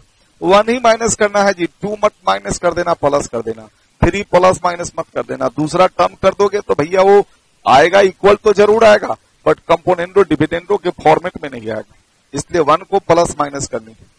ये बच्चे एक बात जरा सुनिए। अब यहां पर अपॉन में कुछ नहीं है तो 1 है, अपॉन में कुछ नहीं हुआ तो 1 है, तो इसकी एलसीएम क्या हो गया, b। तो यहां पर क्या होगा, a। b में 1 से डिवाइड करोगे तो b into 1 equal to b। यहां पर d हो गया तो क्या हो जाएगा जी, c plus d into 1d। यार वही चीज आया ना जो पहले लिखा था, जो पहले लिखा था वही चीज आया ना। तब उसी तरह से यहां पर जरा देख लीजिएगा, यहां b लिख दिया, यहां पर d लिख दिया, एलसीएम हो गया। तो यहां पर a लिखोगे d into 1 minus b, d into 1 c minus d। यह वही चीज है ना जो पहले लिखा था। तो बच्चे इस काम को कंपोनेंडो और इस काम को डिविडेंडो कहते हैं। ठीक है, तो बच्चे प्रॉपर्टीज में पेपर में आता है, प्रॉपर्टीज भी आता है पेपर में। अच्छा बच्चे एक बात जरा सुनिएगा जी, प्रॉपर्टीज भी पेपर में आता है, प्रॉपर्टीज भी। इस काम को कंपोनेंडो कहेंगे, ठीक है, और कंपोनेंडो एंड डिविडेंडो कहेंगे। अच्छा बच्चे एक बात जरा सुनिए, इधर ध्यान से देखिएगा जी। बच्चे इसी बात को मैं ऐसे लिख सकता हूं कि ऊपर दोनों वाले का रेशियो इस दोनों रेशियो के इक्वल होगा। बताइए जी, बताइए। मैंने अभी अभी आपको अल्टरनेंडो में ये बात बताई है ना जी, अल्टरनेंडो में ये बात बताई है जी। क्या बताई है कि न्यूमरेटर का रेशियो डिनोमिनेटर के रेशियो के इक्वल होता है ना। तो a plus D by C plus D is equal to b by D लिख सकते हैं ना जी, हाँ लिख सकते हैं। अच्छा बच्चे एक बात जरा सुनो, यहां ऊपर a minus D by C minus D, तो b बाई डी ये भी लिख सकते हैं या नहीं लिख सकते, लिख सकते हैं। तो बच्चे एक बात जरा सुनिएगा जी, यहां पर जरा देख लो, यहां पर जरा देखिएगा जी। तो इस दोनों को मिलाकर हम क्या लिखेंगे, a plus D by C plus D, a minus D by C plus D, ये दोनों का दोनों b बाई डी के बराबर हो गया। इक्वल हुआ या नहीं हुआ, हाँ सर इक्वल हो गया, इक्वल हो गया ना जी। ठीक, तो बच्चे ये एक जगह हमारा कंपोनेंट ये ऐसे आ गया जी, ये वैल्यू आ गया। ठीक है, अब जरा देखो फिर रेशियो लोगे, ऊपर वाले का रेशियो नीचे वाले का रेशियो इक्वल होता है। आप ऐसे लिख सकते हैं इसका और इसका रेशियो, तो a plus D by A minus D is equal to C plus D by C minus D, ऐसे लिख सकते हैं। ठीक है, ऐसे लिख सकते हैं। लेकिन बच्चे एक बात जरा ध्यान से देखिएगा, ये जरा ध्यान से देखिएगा, इस पैटर्न पर आपसे कुछ भी सवाल पूछी जा सकती है, इसलिए ध्यान से देखिएगा, ढंग से देखिएगा। क्वेश्चन में लिखा जाएगा जैसे if x upon y is equal to m upon n, then which one is correct। पहला ऑप्शन कि x plus y is to m plus n proportional to y is to n, y is to n। ठीक है, अब जरा देखोगे y is to n। ठीक है, दूसरा x plus y is to X plus Y is to M plus N proportional to X minus Y is to M minus N. तीसरा लिख सकते हैं X plus Y is to X minus Y proportional to यहां पर M plus N is to M minus N D all of the above, all of this. बताइए जी, ऐसा सवाल पूछेगा तो आप क्या आंसर दे सकते हैं? बोलिए, आंसर दे सकते हैं? मैंने आपको बता दिया जी, बता दिया। ठीक है, तो ऊपर जैसे इस टाइप का क्वेश्चन आपकी किताब में नहीं मिलेगा, लेकिन क्वेश्चन बना करके क्वेश्चन सेटर दे सकता है। तो बच्चे अब आप बता दीजिए, अभी हर चीज मैंने यहां से लेकर यहां तक हर बात लिख दिया, यहां से लेकर यहां तक का हर बात हमने आपको लिख दिया। चलिए जरा बताइए मुझे इसका आंसर क्या होगा? तो बच्चे आंसर होगा ऑल ऑफ दिस। अरे यार, ए और बी, एक्स और वाई हो गया, एम और एन हो गया, जो हमारा ए है। और यहां पर क्या है जी? डी बाई डी, नीचे वाला वाई और एन हो गया, वाई इज टू एन, ये भी सही है।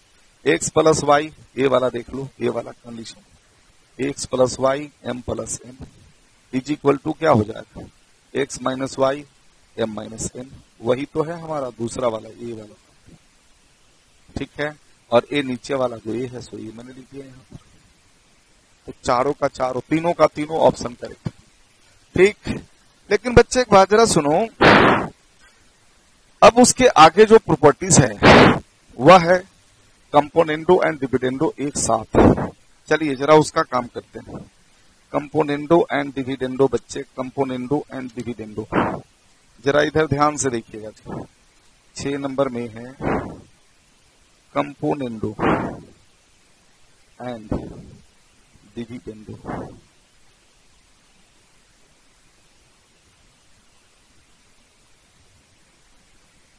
कंपोनेंडो एंड डिविडेंडो, देखिएगा बच्चे, यार ये जो वैल्यू आया है ना, this is called componendo and dividendo. ठीक है, अब मैं लिखता हूं कैसा हूं, देखिएगा। Let A upon B is equal to C upon D, C upon D हमने मान लिया।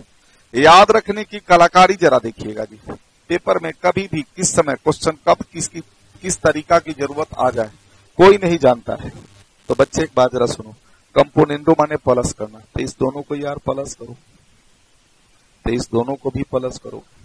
फिर डिविडेंडो माने माइनस करना, तो इसमें से इसको माइनस करो, इसमें से इसको माइनस करो। कर दिया, यहां डिवाइड का साइन, यहां भी डिवाइड का साइन, इक्वल टू लगा दो, हो गया। This is called componendo and dividendo. उम्मीद करता हूं कि आपको याद हो गया होगा। लेकिन बच्चे इस पैटर्न का अगर कहीं जरूरत पड़ जाए तो हम ऐसे करेंगे, पैटर्न का उल्टा की भी जरूरत पड़ जाती है, वो पर क्या करेंगे? मैंने याद करने की कलाकारी बनाया हुआ है, वो जरा देखिएगा जी। मैंने याद करने की कलाकारी बनाया हुआ है, क्या है वो जरा देख लो जी। बच्चे एक बात जरा सुनो, इधर ध्यान से देखिएगा जी। कंपोनेंडो एंड डिविडेंडो के लिए आपने DU का नाम सुना है, या यूनिवर्सिटी ऑफ दिल्ली, UD। हमारे यहां पर इस टेक्निक में याद करने की तरीका में D फॉर डाउन और U for up, D for down और U फॉर अप। बच्चे इस दोनों मेथड में कोई भी मेथड आप that will called componendo and dividendo, कोई भी मेथड लगा लो। तो हम जानते हैं, आपको तो मालूम नहीं, ये तो हमारा बनाया हुआ तरीका है, में थोड़े लिखा हुआ है। अरे क्विकर में भी ये बात थोड़े लिख देंगे हम, ये बात थोड़े लिख देंगे कि U फॉर अप और D फॉर डाउन, ऐसे तो हम नहीं लिख देंगे ना। उसमें तो किताब में जैसे समझाने का तरीका है वैसे ही हम लिखेंगे, लेकिन हम पढ़ाने की, टीचिंग की जो कलाकारी है उसमें कुछ बात अलग बनेगी। और टीचिंग की कलाकारी में हमारा एक कलाकारी देखिए, आपको याद रहेगा।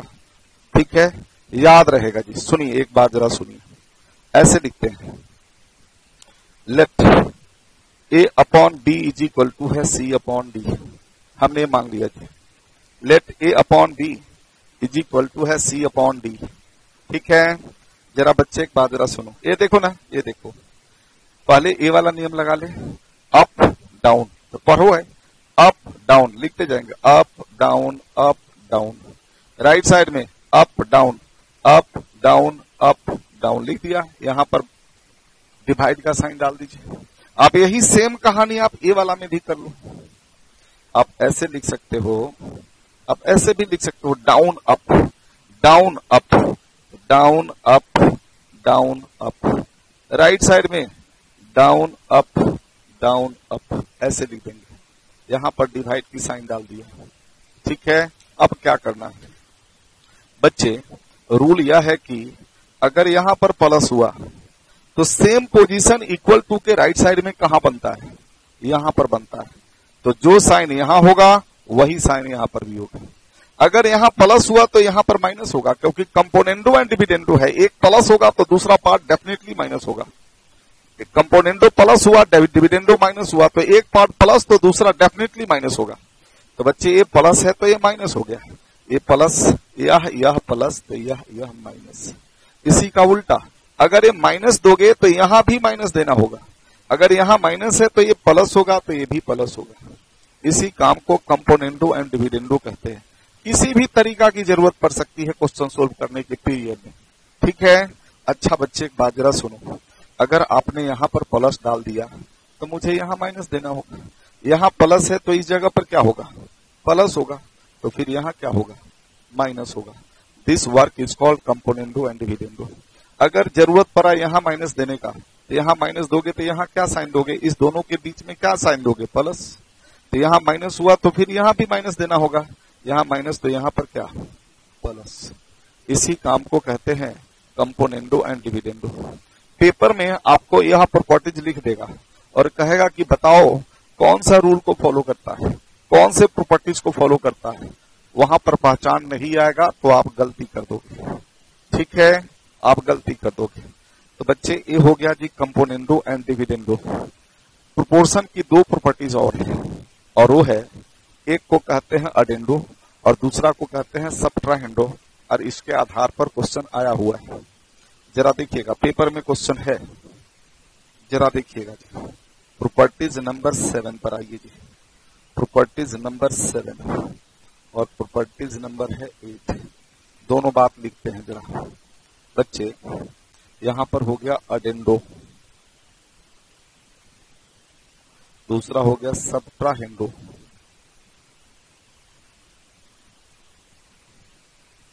अडेंडो सबट्राहेंडो, बच्चे एक बात जरा सुनो, इधर ध्यान दे देना जी। Let A upon B equal to C upon D equal to E upon F dot dot dot. Let A upon B is equal to C upon D is equal to E upon F is equal to dot dot dot. ऐसे हमने मान लिया, ठीक है, ऐसे हमने मान लिया। तो बच्चे एक बात जरा सुनो, each term, each ratio is equal to क्या लिखेंगे, यहां पर each ratio is equal to क्या लिखते हैं, जरा देखिएगा बच्चे एक बात जरा सुनिए। याद रखने की तरीका, लिखो मत, पहले जो मेरे लिखते हुए को देख लोगे तो सारा जिंदगी याद रहेगा, भूलेगा नहीं बच्चे, सारा जिंदगी याद रहेगा, भूलेगा नहीं। देखो ये हर रेशियो को लिखना है, A upon B is equal to क्या है, C upon D is equal to क्या है, ई अपॉन एफ। यही हमारा रेशियो दिया हुआ है ना, यह है हमारा A upon B equal to C upon D equal to E upon F is equal to dot dot dot, यही दिया हुआ है। अब आपको काम करना है भाई, ये अडेंडो और सबट्राहेंडो क्या होता है। तो बच्चे एक बात जरा देख लीजिएगा जी, इधर देखिएगा, इधर देखिएगा, लिखने का ढंग, डिवाइड दे दिया, डिवाइड की साइन दे दिया। ये सभी रेशियो को आप लिखिए। पहला रेशियो है ए अपॉन बी, दूसरा रेशियो है सी अपॉन डी, तीसरा रेशियो है ई अपॉन एफ, चौथा रेशियो होगा तो लिखेंगे, पांचवा रेशियो होगा तो वो भी लिखेंगे, आगे वाला सभी रेशियो लिखेंगे। इसी तरह से यहाँ A upon B, C upon D, E upon F, चौथा रेशियो हो तो लिखेंगे, पांचवा भी लिखेंगे, छठा भी लिखेंगे, आगे जितना भी रेशियो होगा सभी को लिखेंगे। अच्छा बच्चे एक बात जरा सुनो, देखो अडेंडो माने हर जगह प्लस की साइन देना, अडेंडो मतलब ऐड करना, प्लस, तो यहाँ भी प्लस, यहाँ भी प्लस, यहाँ भी प्लस, यहाँ भी प्लस, यहाँ भी प्लस, यहाँ भी प्लस, आगे जितना होगा सब में प्लस, ऊपर नीचे हर जगह प्लस। सब्ट्राहेंडो में जरा देखिएगा जी, सब्ट्रैक्ट से सब्ट्राहेंडो बना है, तो यहाँ माइनस, तो यहाँ भी माइनस, तो यहाँ भी माइनस, यहाँ भी माइनस, यहाँ भी माइनस, यहाँ भी माइनस, आगे भी माइनस, तो ये हो गया जी सब्ट्राहेंडो। और अब आप नोट करिए, मैं उम्मीद करता हूं कि आपको याद हो गया होगा। अब तीन बात जरा देखिएगा, बाइफर्केशन में गलती करते हैं कहाँ कहाँ। बच्चे एक बात जरा सुनो, अगर हर जगह इसमें सब जितने भी टर्म है सभी जगह ऊपर और नीचे हर जगह प्लस है तो समझे अडेंडो है, ऊपर नीचे हर जगह माइनस है तो सब्ट्राहेंडो है।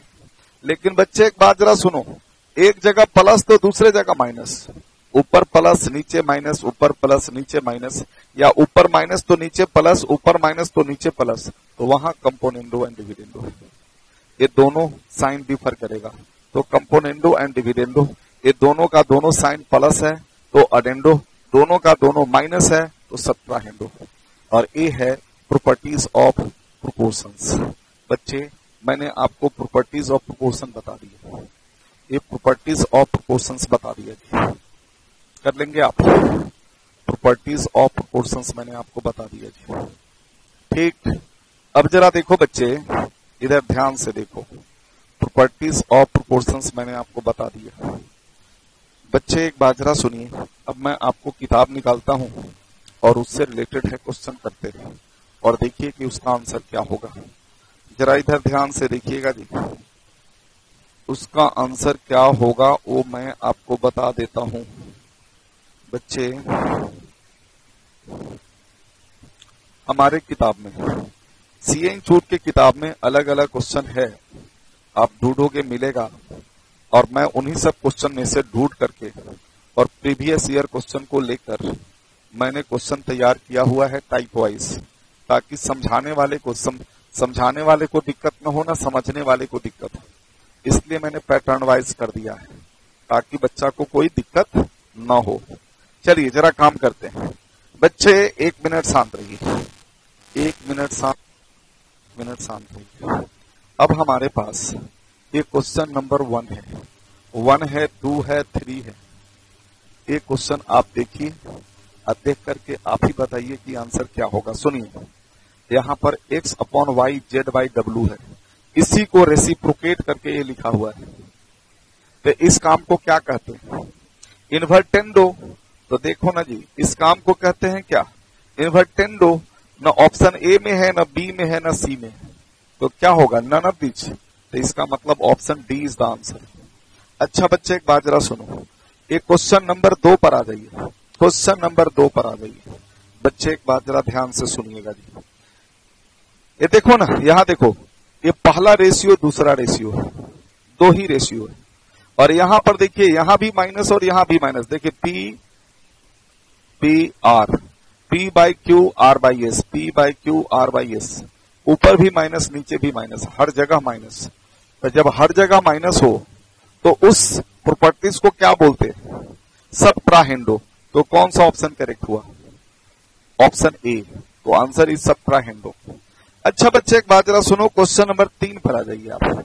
ये बच्चे एक बात जरा सुनो, A by B equal to C by D. यहां पर ये बात लिखा हुआ है, यहां से लेकर यहां तक ये पॉइंट लिखा हुआ है, ऊपर प्लस नीचे माइनस, ऊपर प्लस नीचे माइनस। तो एक जगह प्लस हो और एक जगह माइनस हो, तो उस प्रॉपर्टीज को कौन सा प्रॉपर्टीज बोलते हैं? तो उसको बोलते हैं कंपोनेंडो एंड डिविडेंडो। तो कौन सा ऑप्शन करेक्ट हुआ? तो option C is the correct answer. इसलिए इसका आंसर हो गया ऑप्शन सी। बच्चे हम लोग तीसरा भी पॉइंट पढ़ लिए जी, चौथा नंबर पॉइंट पर आ जाइए। U by B equal to W by P. ये देखिएगा, ऊपर माइनस है नीचे प्लस है, एक जगह माइनस दूसरे जगह प्लस। ये दोनों साइन सेम नहीं है, दोनों साइन डिफर कर रहा है। दोनों साइन सेम होगा तो या तो प्लस होगा तो अडेंडो, और माइनस होगा तो सब्ट्राहेंडो। लेकिन एक प्लस और दूसरा माइनस, तो उस प्रॉपर्टीज को क्या बोलते हैं?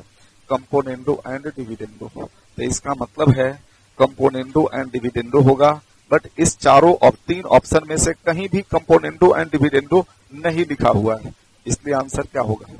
None of these. तो answer is none of these. ये बच्चे क्वेश्चन नंबर जरा देखिएगा, बच्चे क्वेश्चन नंबर जरा देखिएगा कि यहां पर क्या होगा।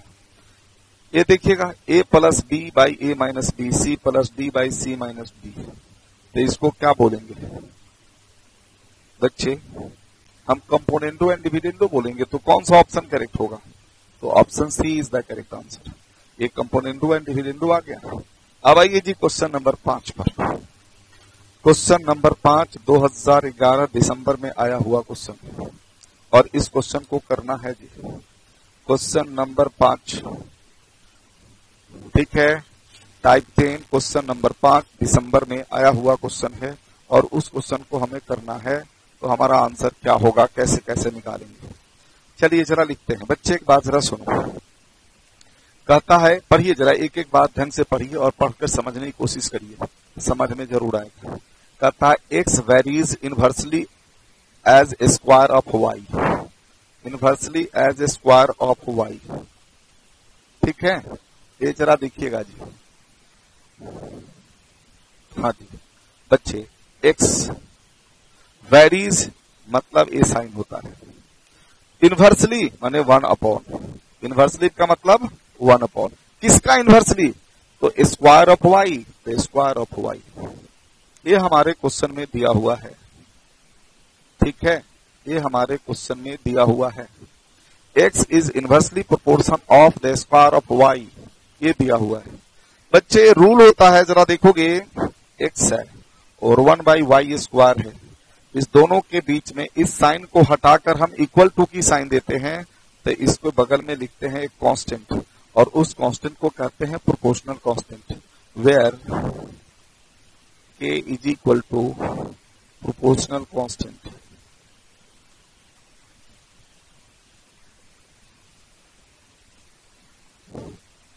Is called proportional constant. बच्चे एक बात जरा सुनिएगा जी, इसको हम लोग कहते हैं प्रोपोर्शनल कांस्टेंट।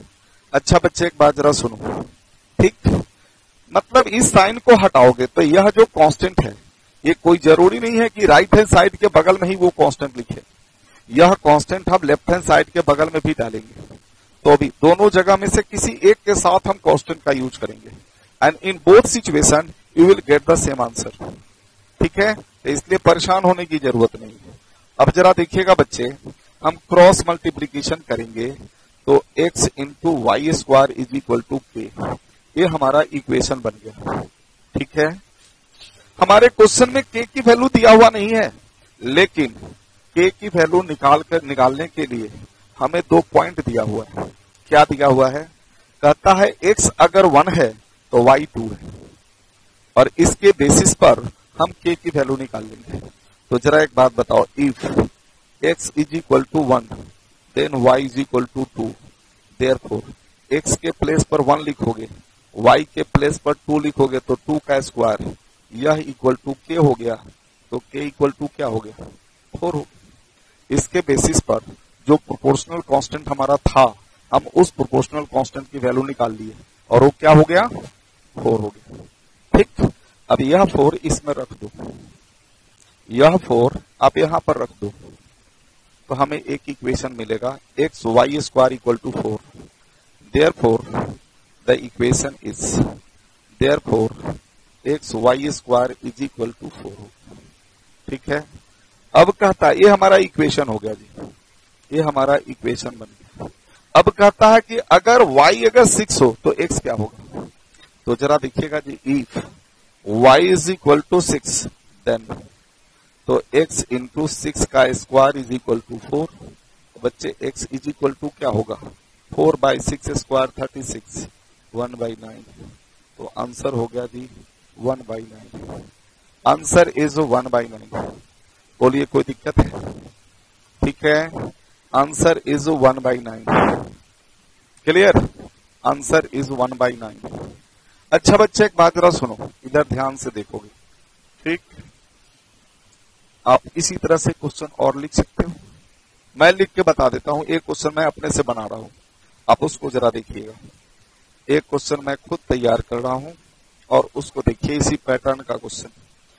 बेटे एक बात याद रखिएगा, 2011 दिसंबर में जब क्वेश्चन पूछा था, उसके बाद से इस टाइप का क्वेश्चन एक बार भी अभी तक नहीं आया है।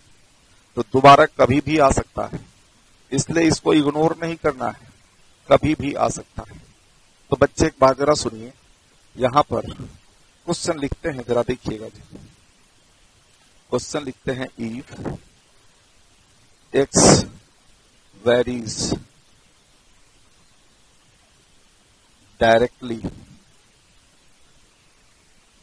as the square of y and x varies directly as a square of y if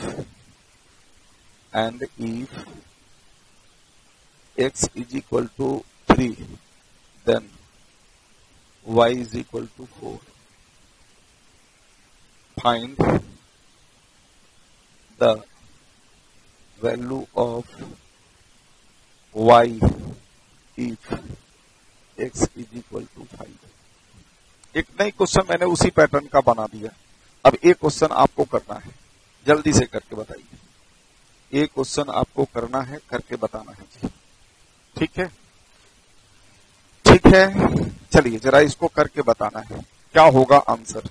अच्छा एक बात जरा बताओ, सुनो, मैं बता रहा हूं, मैं ही बता देता हूं, जरा देखिएगा जी, मैं ही बता देता हूं क्या है वो, जरा देखोगे। कहता है एक्स वेरीज, तो एक्स वेरीज इनवर्सली नहीं है, डायरेक्टली है ये। तो वेरीज क्या, तो स्क्वायर ऑफ वाई, तो वाई स्क्वायर, ये हमारे क्वेश्चन में दिया हुआ है। अच्छा मुझे एक छोटा सा बात बताओ, एक्स, इसके जगह पर हम क्या करेंगे, एक कांस्टेंट डालेंगे, के वाई स्क्वायर, वेयर के इज इक्वल टू क्या, के क्या होगा, के क्या होगा, तो के होगा proportional constant, where K equal to proportional constant. तो where K equal to proportional constant, P के क्या हो गया, प्रोपोर्शनल कांस्टेंट हो गया। ठीक है, अच्छा एक बात जरा बताइए, अब x की वैल्यू दिया हुआ है और y की वैल्यू दिया हुआ है, इस दोनों की वैल्यूज को पुट करोगे तो you will get the value of k। तो चलिए जरा एक बात बताइए, देयरफॉर x के जगह पर 3 लिखोगे, एक k हो गया, और y के जगह पर 4 लिखोगे तो 4 का स्क्वायर। तो इसका मतलब है 16 k इज इक्वल टू हो गया 3, तो k इक्वल टू कितना हुआ, 3/16, k इज इक्वल टू 3/16। अब यही वैल्यूज को आप यहां पर रख दीजिए, ये हमारा है इक्वेशन। तो जरा एक बात जरा बताइए, देयरफॉर यहां से आप काम करोगे तो x is equal to 3/16, Y square है तो वाई स्क्वायर हो गया, x is equal to 3/16 Y square हो गया। अब आपको वैल्यू निकालना है, x की वैल्यू 5 दिया हुआ है तो y की वैल्यू तुम बताओ, ये पूछ रहा है। तो चलिए जरा देखिएगा जी, अब जरा देखोगे, ये हमारा मेन इक्वेशन बन गया, if x is equal to 5 then, तो बच्चे यहां पर 5 रखो, यहां 3/16 है, वाई स्क्वायर है तो है, वाई स्क्वायर है तो है। अब जरा बताइए मुझे एक बात बताइए, 16 into 5 80, 80/3 equal to Y square, तो वाई स्क्वायर इक्वल टू आ गया 80/3। तो बच्चे y इज इक्वल टू क्या हो गया, स्क्वायर रूट ऑफ 80/3। तो ये हमारा आंसर है, स्क्वायर रूट ऑफ 80/3, ये हमारा आंसर हो गया।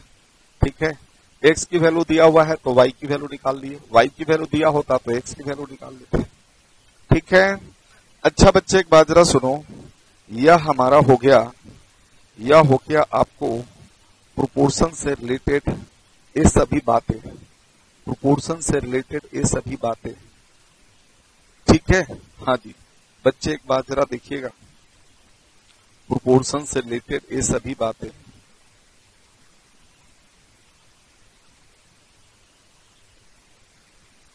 बच्चे एक क्वेश्चन है, प्रोपोर्शन के पढ़ाने का काम हो गया खत्म, लेकिन एक लैंग्वेज प्रॉब्लम क्वेश्चन है, लैंग्वेज प्रॉब्लम वाले बताना बहुत है।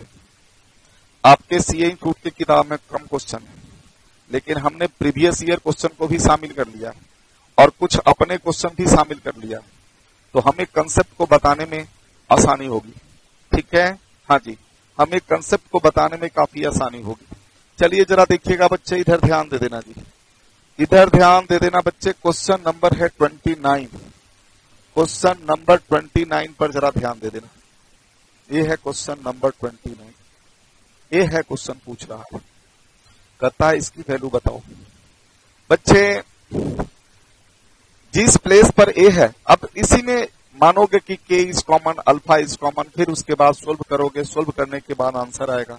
बच्चे वो काम हम यहां नहीं करेंगे। याद रखिएगा, इस दोनों का पावर सेम होना चाहिए, इस दोनों का पावर सेम होना चाहिए। अगर पावर दोनों का सेम है तो हमें सोचने की जरूरत नहीं है, ए के प्लेस पर 4 और बी के प्लेस पर 1 रख दो, सिंप्लीफाई करने के बाद जो वैल्यू आएगा that will be the answer. लेकिन अगर इसकी पावर अगर चेंज होगा तो कैलकुलेशन करना मुश्किल हो जाएगा। जैसे इस दोनों की पावर सेम नहीं है, दोनों की पावर सेम नहीं है, तो value of that expression can not be determined, हम वहां नहीं निकाल सकते। लेकिन वैसा क्वेश्चन होगा नहीं, ऐसा होगा ए के प्लेस पर 4, बी के प्लेस पर 1, तो 4/1 4 का रूट क्या होगा, 2 होगा। बेटा इसी 4 का स्क्वायर उल्टा ये है, 1 है यहाँ 4 है, तो 1/4 इज इक्वल टू क्या होगा, 1/2। तो 2 + 1/2 क्या होता है, 5/2। वो आंसर हो गया जी 5/2। इतना आसान हमारा क्वेश्चन होता है जी। समझ में आ गया जी? कोई प्रॉब्लम, कोई डाउट्स नहीं है जी, कोई डाउट्स होना नहीं चाहिए। बच्चे इस तरह से अलजेब्रिकल एप्लीकेशन प्रोपोर्शन में रेशियो की पिछले क्लास में बताया था आपको, बहुत सारे क्वेश्चन। लैंग्वेज प्रॉब्लम क्वेश्चन बताना बाकी है, ठीक है, वो बताना बाकी है। लेकिन बच्चे एक बात जरा ध्यान से देखिएगा जी, प्रोपोर्शन की जितने भी अलजेब्रिकल बातें थी वो सारी बातें मैंने अभी बता दिया। अब इसमें कुछ भी छूटा हुआ नहीं है। अब हमें कुछ क्वेश्चन है जो रेशियो से रिलेटेड है और प्रोपोर्शन से रिलेटेड है, वह लैंग्वेज प्रॉब्लम भी हो सकती है, वो हम अगले क्लास में लेंगे जी। ठीक है, वो पार्ट हम अगले क्लास में लेंगे, नेक्स्ट क्लास में। इसको जरा आप देखिएगा, अच्छा लगेगा। आप लाइक जरूर करना, सब्सक्राइबर्स बढ़ा देना, मतलब है सब्सक्राइब कर लेना, बेल की घंटी भी बजाना होता है। ये सब जब से हमने यूट्यूब पर आया है तो हमें भी बोलना पड़ रहा है, ठीक है, हाँ जी। और जितना अच्छा सपोर्ट करेंगे हम उतना ही मन लगाकर उत्साह के साथ हम काम करेंगे आपके लिए, ठीक है जी। हाँ, उसी तरह से काम करेंगे, ठीक। आप जरा देखोगे हमने एक डाउट्स क्लास भी रखा हुआ है रेशियो प्रोपोर्शन का, वो भी यूट्यूब पर पड़ी हुई है, आप देखिएगा, उससे भी काफी आपको फायदा मिलेगा, काफी फायदा मिलेगा, ठीक है, हाँ जी। चलो ठीक, और हम आपके लिए aknkailasthakor.com ये हमारी नई साइट बन रही है।